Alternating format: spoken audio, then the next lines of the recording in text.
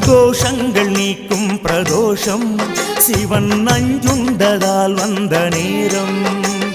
நாம் செய்த தீவினைகள் யாவும் அந்த பிறை சூடன் அருளாலே தீரும். நாரணன் விடையாக நந்தியின் கொம்பிடையில் சிவனாடும் நேரம் இது. சிவன் வரும் சுகமான நேரம் இது.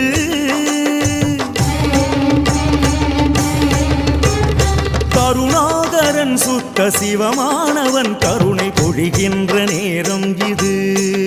வரம் தருகின்ற நேரம்